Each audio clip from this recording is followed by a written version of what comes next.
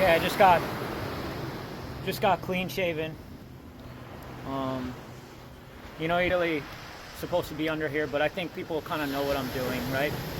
I didn't want to use the public restrooms, which are kind of busy right now, you know, for my shaving. So I'm like, you know what? I'll use the ocean water. I'll use this little area. Yeah, I'm not really here to hang out. Usually I clean up under here. I try to be really careful. Yeah, this is just kind of my little zone. There's a little boat out there now. I could do my little update. The rip currents are down today. You know, I'm thankful that I got to the beach today because yeah, I had to ask my brother for gas. He said, no money. So I'm like, all right. You know, I'm just trying to do my best down here. Keep up with my beach clean, make this little video. Hopefully I can pull a little bit of money together, whatever, to be able to come down here and do the things that I do. So with that being said, yeah, I'm just going to keep an eye on the water. We have Hurricane Erin coming up the coast. There's been a lot of politics, local politics, as far as like after we had the drowning, as to how they're going to navigate the rest of the summer. Yeah, it's a tough call, you know, it's a tough call. It's just a shame that people don't listen to content like this. I guess people become very disillusioned. You know, that's why I say this isn't a publicity stunt. Like, the toll could be up to 4 to 8. 4 to 8 people instead of just one. We're lucky that it's just one. Other surfers, too, you hear stories in our local politics that other surfers are making these rescues as well. I get a lot because I'm proactive and watching the water when nobody's out here, you know.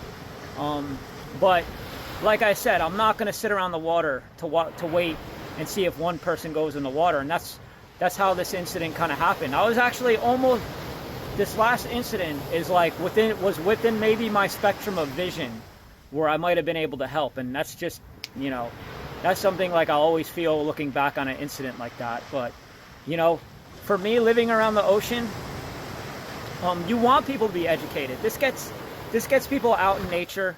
It gets people close to you know, loving the water and everything like that. So me, I would never want to make anybody fear. It's just education, right? It's like just certain things in this life that you have to have an expectation. Like, you don't get in a ring with a pro boxer and expect to knock him out, right? Why would you do that? The ocean has the same type of laws, you know what I'm saying? But the ocean does not care, you know? The ocean will knock you out and just keep beating on you if you're not, you know what I'm saying? It has the same type of laws. You need to be educated. You need to be smart when you go out there. I think a lot of people, you know, they get maybe too much in social media and get too much in their own zone to be like, nah, man, this stuff doesn't happen, you know? There's currents out there where I just shake my head when I'm swimming out there. I'm like, God forbid anybody ever got close to this rip current here. They're not going to be able to swim out of it. You know, even there's times where I'm like, wow, even if you're a pretty decent swimmer, you might not be able to get out of this rip current here. So, you know, that's why I make these saves, is because I know these type of conditions exist. So right now, we're watching Hurricane Erin, making a very interesting track now. Almost scary towards the Outer Banks. But the Outer Banks are aware of this. They've been hit by these storms before. This is just another one, you know, where if you live out, I've even thought about living out there before. And if I ever did live out there, because it's almost like, reminds me of like a country type living. Everybody is just kind of like outdoorsy, a little bit more kicked back. You know, I mean, I like living around seaside. There's a lot of stuff always going on. You know, you have a lot of there's just a lot of activity going on here. But then again, there's part of my soul to be like, I'm an Outer Banks guy as well. Kind of reminding me of like kind of how Lahaina was, like a lot of locals that live there. They like just that kind of like cruise, laid back lifestyle that is very reminiscent of my personality. So yeah, if I ever did live out there, I'd probably be like, all right, this sucker is going to get hit by a major hurricane one day, and I got to just be willing to lose everything and have a plan. You know, so if there is anywhere that gets hit, they've been through the routine before. they know that that is just a cycle of nature, that they just so happens to just like the fires over near Lahaina, right? It's just like that is something that will always be a threat to the side of the West Maui's unless they change the irrigation and everything like that. That's just something that will always kind of exist. So we're gonna watch this storm, and yeah, if these rip currents pick up, you know, people really need to be on their game as far as like not letting people near the water. That's just reality. But stay away. You have people having a hard enough time in conditions for like a surfer that are just like, you know, a decent surfer, but like people that aren't from here or don't know and don't believe, it's rough out there. And you get, you know, I don't want to report another one, you know what I'm saying?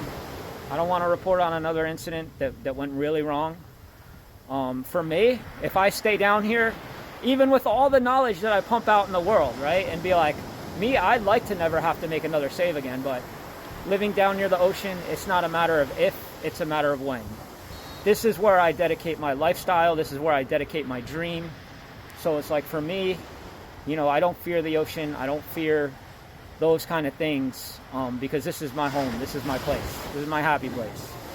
So for someone like me, if I ever not make it, you know, I'm okay. I'm okay with the ocean. It's been my happy place. And you know, I think it's a shame to see that people in this world do live their lives like that. Like most surfers that are maybe like 20, 30 years plus be like, yeah.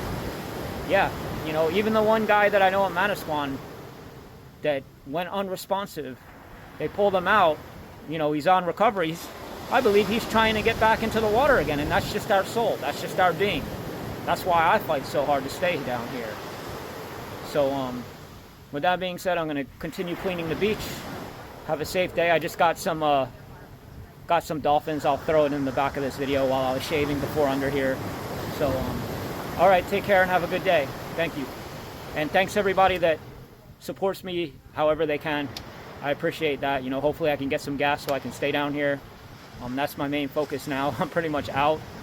So how I'm going to navigate that, we'll see. All right, take care. And what we say, aloha. Look at these morning. Well, it's later morning, huh?